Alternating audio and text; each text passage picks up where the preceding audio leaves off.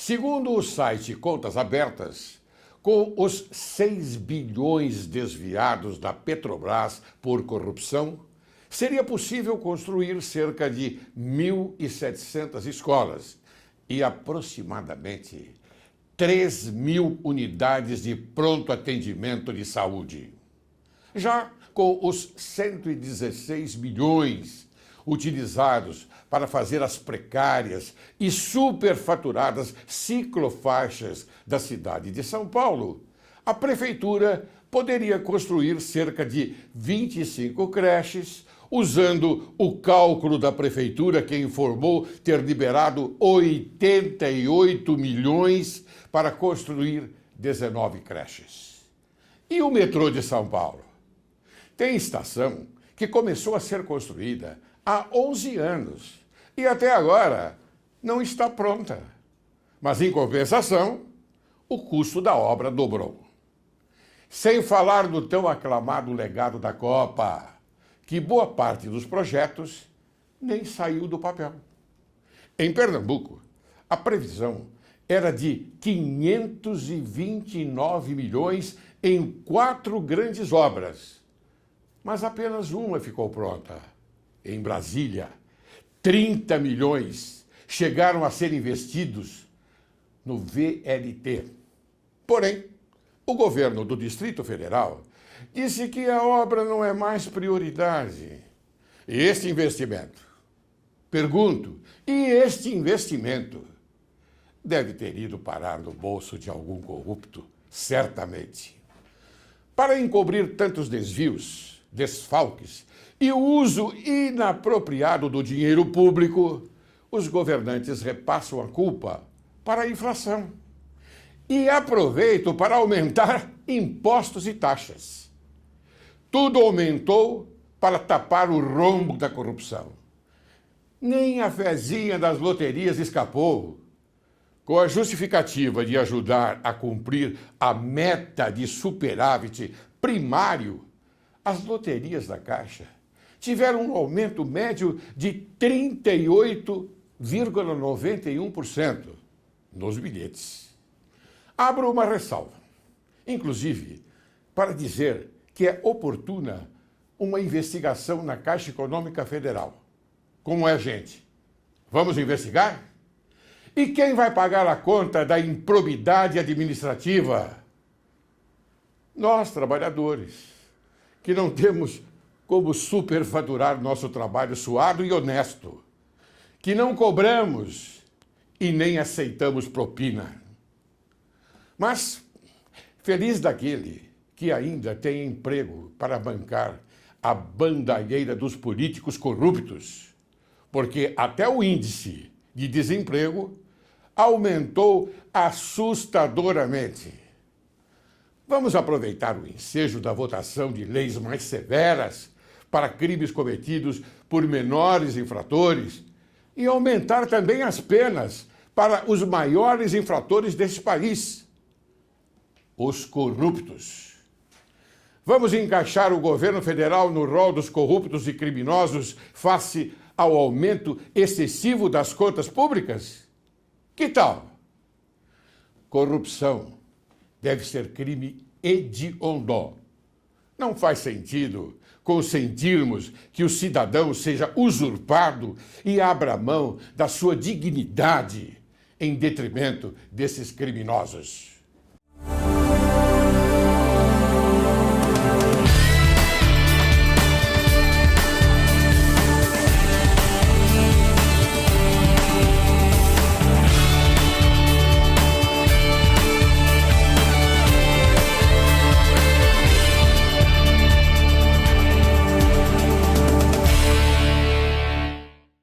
Direito e Justiça em Foco é o teu programa e este é o teu país.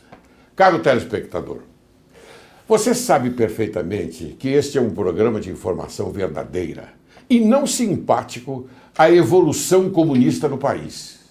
Não medimos esforços para conversarmos com pessoas que acreditam na harmonia da sociedade brasileira. Desta maneira, hoje, vamos conversar com o jovem deputado Eduardo Bolsonaro, que foi policial federal e serviu como agente de segurança pública na fronteira do Brasil com a Bolívia, no Aeroporto Internacional de Guarulhos e na Superintendência da Polícia Federal em São Paulo. Eleito pela primeira vez deputado federal pelo Estado de São Paulo com 82.224 votos. Membro da Comissão de Segurança Pública e Combate ao Crime Organizado. Membro da comissão que disciplina as normas sobre aquisição, posse, porte e circulação de armas de fogo e munições. Suplente da comissão especial destinada a elaborar proposta de lei orgânica da segurança pública do Brasil e outras comissões também. Seja bem-vindo, Eduardo Bolsonaro. É uma grande honra para nós você estar aqui no programa Direito e Justiça em Foco. Tá ok. Eu agradeço a oportunidade e sempre que for convidado, espero comparecer aqui para esse bate-papo, para esclarecer a população sobre o que de fato ocorre no Congresso Nacional. Olha, Bolsonaro, eu vou ser muito sincero a você e vou me dirigir ao telespectador também. Você é uma pessoa altamente importante para o nosso país. Você é jovem, você é inteligente, você é brasileiro e você é um homem que luta pelo Estado democrático de direito. Então, você é muito importante. Por favor, siga com essa sua cabeça maravilhosa que você está fazendo bem para o Brasil e para a sociedade que está nos assistindo. Eu digo isso com muita alegria e com muita ênfase, porque o nosso Brasil precisa de homens como você. Eu agradeço, senhor Laércio. E pode ter certeza, eu tenho um excelente professor na Câmara dos Deputados, que com certeza eu vou seguir os passos dele. E eu sei quem é, seu pai, Jair Bolsonaro. Inclusive seus irmãos, Carlos e Flávio, que são atuantes do Rio de Janeiro. Mas eu pergunto, por que você se candidatou por São Paulo? Na verdade, foi uma obra do destino. Eu, quando entrei na Polícia Federal, minha primeira lotação foi no estado de Rondônia, na fronteira com a Bolívia, cidade de Guajará-Mirim. Ali eu iniciei minha carreira na Polícia Federal e depois fui removido para o estado de São Paulo. Após do aeroporto de Guarulhos, também servi na superintendência, na capital, na Lapa. E então eu estava com domicílio eleitoral minha vida toda em São Paulo. Então, coincidentemente, vieram as eleições e eu busquei o meu pai, perguntando a ele se ele não me apoiaria numa candidatura em São Paulo. Porque vendo que os rumos que o país está tomando, ainda hoje, com o governo que temos de Dilma Rousseff, eu vejo que o Brasil caminha na contramão da evolução do mundo. E eu espero contribuir um pouco mais com isso, porque a política, hoje em dia, para você entrar na política, é muito difícil. A gente costuma dizer que ou se tem muito nome, ou se tem dinheiro, porque para se fazer conhecido. Eu, graças a Deus, tenho o sobrenome Bolsonaro, um trabalho desde 1988 na política do meu pai, claro, Jair Bolsonaro, e graças a Deus eu consegui ser eleito pelo estado de São Paulo e espero conseguir honrar todos esses votos recebidos. E nós é que estamos honrados, viu? Porque nós gostamos muito de você e sabemos o que você faz lá na Câmara dos Deputados. Bem, eu vou continuar com as perguntas porque tenho certeza absoluta que o telespectador quer conhecer muito mais, não é, sobre a sua vida. Você trabalhou na Polícia Federal, não é? Muito bem. Vamos esclarecer uma dúvida. A Polícia Federal está livre de investigação ou ela é comandada pelo Lula e pela Dilma Rousseff? Na verdade, a Polícia Federal ela é um órgão vinculado ao Ministério da Justiça, cujo ministro é José Eduardo Cardoso. Eu acho que aí a gente já pode encurtar boa parte do assunto que teríamos. Obviamente, a Polícia Federal ainda consegue fazer um bom trabalho independente e, às vezes, chega às portas do governo, como, por exemplo, ocorre atualmente com a Operação Lava Jato, com o apoio também do Ministério Público e não podemos deixar de falar, logicamente, no juiz Sérgio Moro. Estão fazendo um excelentíssimo trabalho. O juiz Sérgio Moro ele tem tomado total cuidado para que as provas não sejam anuladas, como já ocorreu em outras operações da Polícia Federal. E assim esperamos que ele consiga levar mais adiante essa investigação que, logicamente, acabará por vincular Lula e Dilma. Você acha que eles serão vinculados à Operação Lava Jato? Eu acredito que sim. O Alberto Youssef já não deixa muitas dúvidas com relação a isso. É preciso ser muito ingênuo para não crer nesses fatos. Por exemplo, Dilma foi presidente do Conselho de Administração da Petrobras, passou pela Casa Civil, atualmente presidente, que nomeia a presidente da Petrobras. Como é que pode ter ali um rombo, um vazamento de 88 bilhões de reais sem ela saber nada. E mais um fato, ela estava postergando a saída de Graça Foster da Petrobras. Para quê?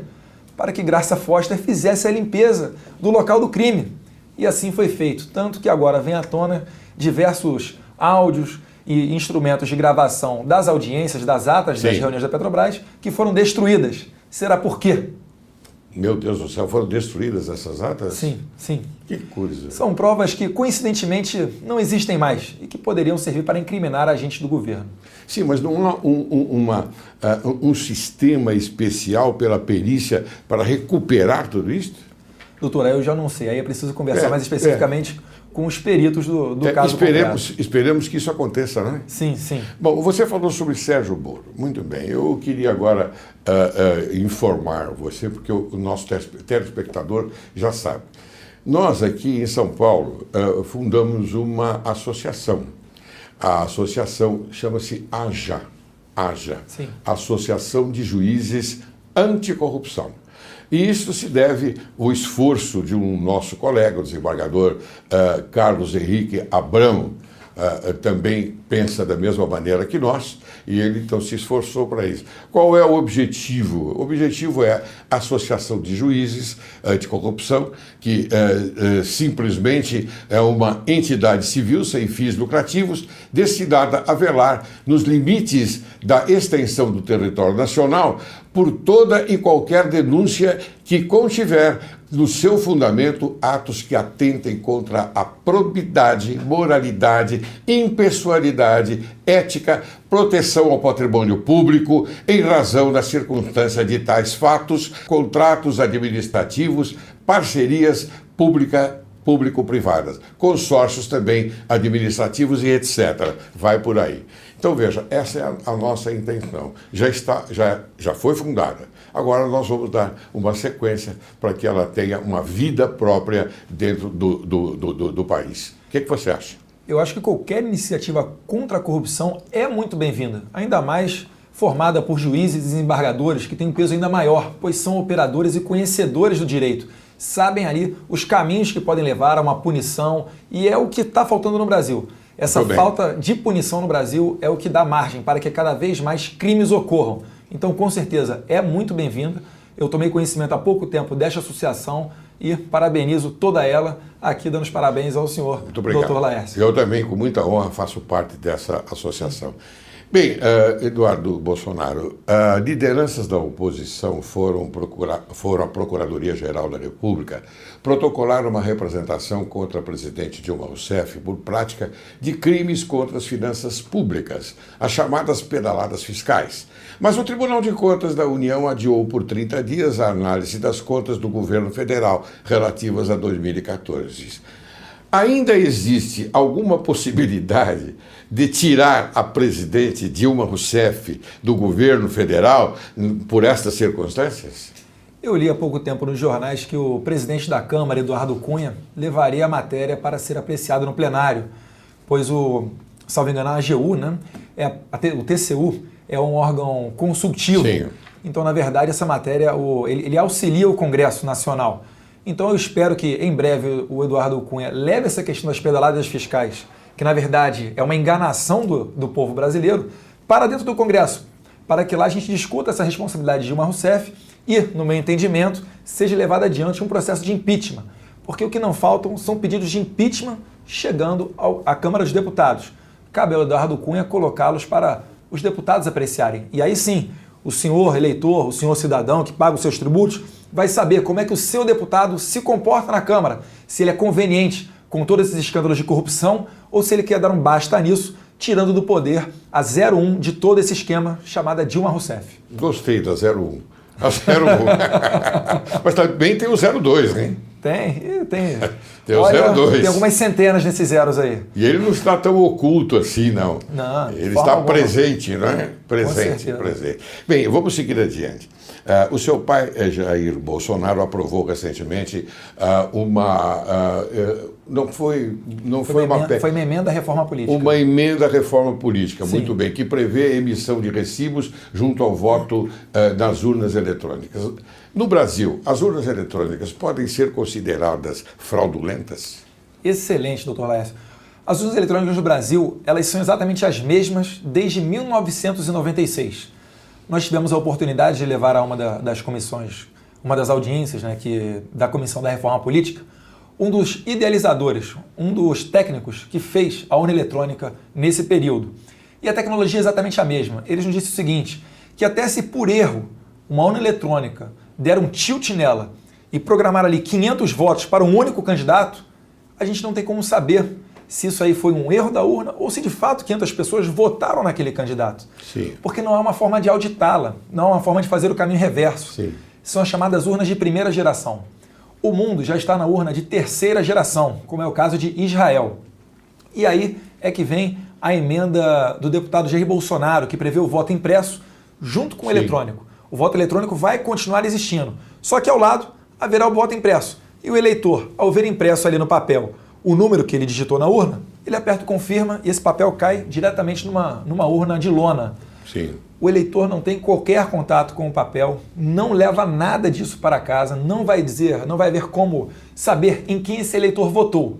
Agora, vai sim haver a possibilidade de uma recontagem dos votos, para nós sabermos se de fato aquela eleição eletrônica seguiu a vontade do povo.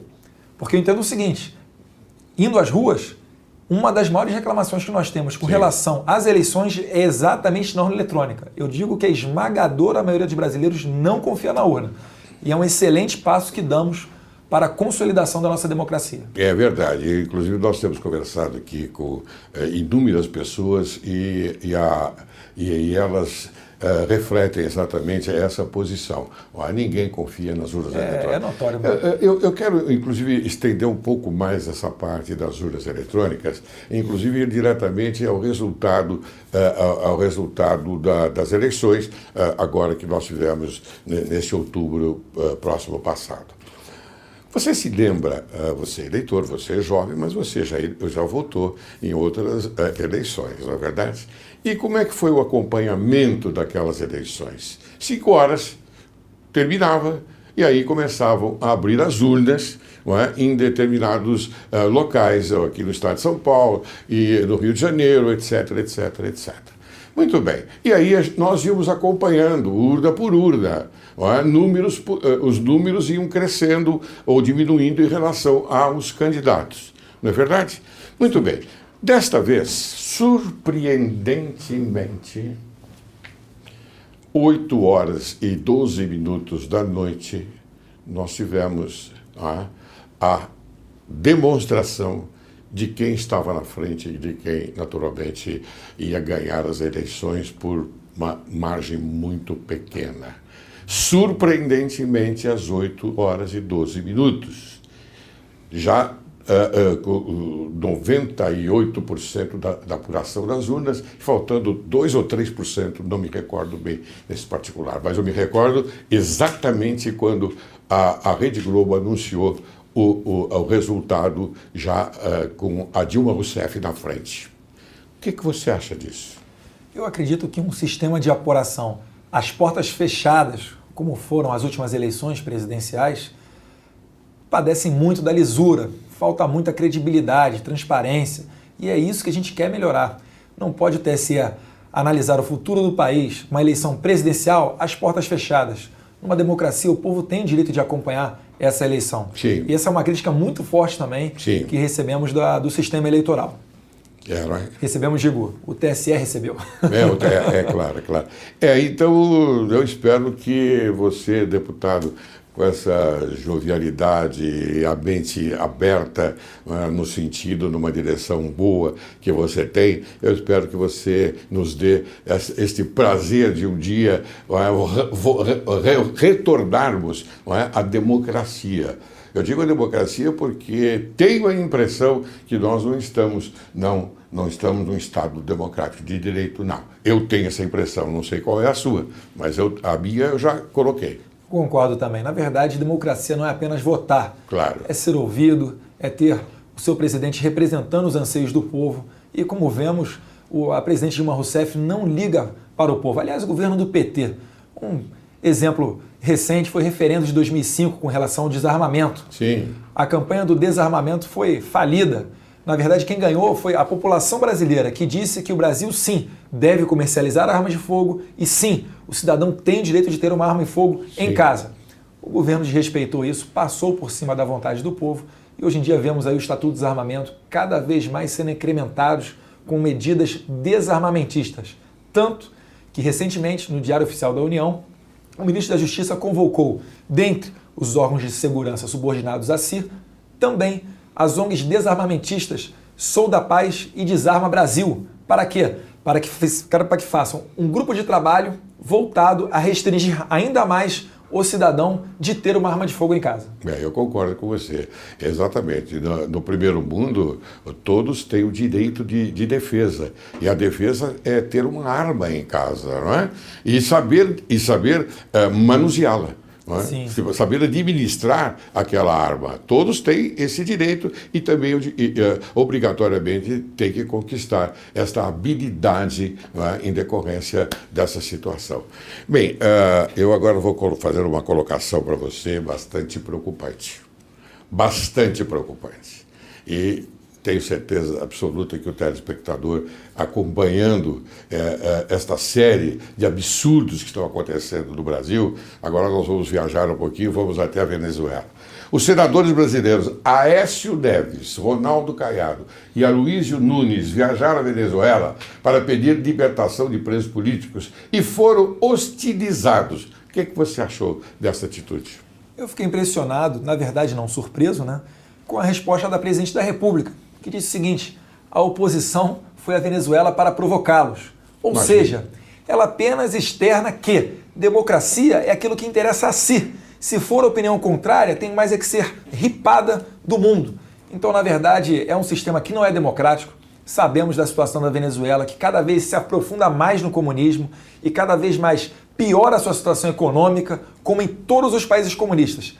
Vá a um desses países e veja, não deu certo em lugar nenhum no mundo. Como que isso vai ser bom aqui no Brasil? Na Venezuela, atualmente as pessoas se matam por um pedaço de frango. Será que é isso que a gente quer trazer aqui para o Brasil? Eu acredito que os senadores são autoridades, representam o Brasil e merecem respeito.